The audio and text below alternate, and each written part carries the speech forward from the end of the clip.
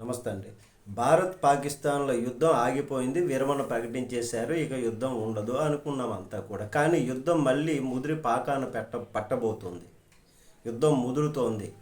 దీనిపై కొద్దిసేపటి క్రితం ప్రధానమంత్రి నరేంద్ర మోడీ గారు ఇంతవరకు నోరు మెదపలేదు. ఆయన సంయమనం పాటిస్తూ వచ్చారు.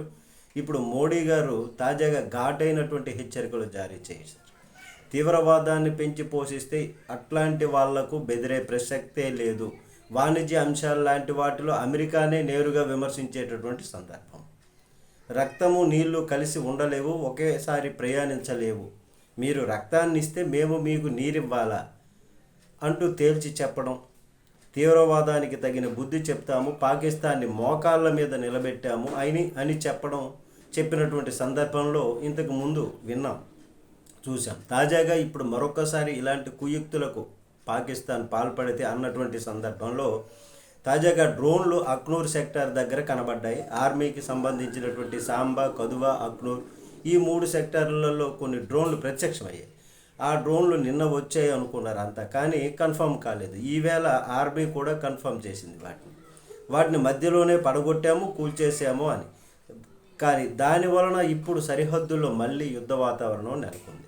దీన్నే నేరుగా పాకిస్తాన్ సైన్యమే దీన్ని యుద్ధానికి కాలు దూవుతుందా, అలా ఆ క్రమంలో వీటిని పంపించారా, లేదంటే లోకల్గా ఉన్నటువంటి సైనికులు ఎవరన్నా అతి తెలివితేటలకు పోయి ఈ మాటలకు కడుపు రగిలి చేశారా?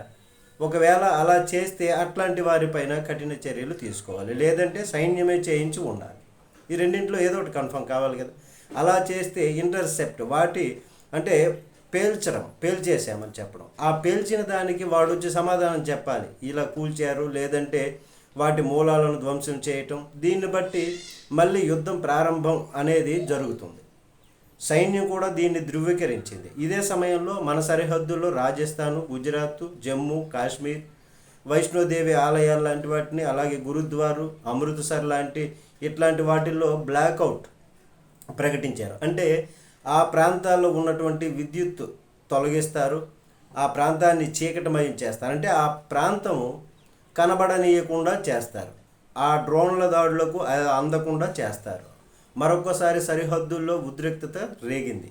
ఇండియన్ ఆర్మీ కూడా ఈ 3 చోట్ల అన్నది కన్ఫర్మ్ చేయడం కీలకమైనటువంటి అంశంగా చెప్పొచ్చు. నమస్తే.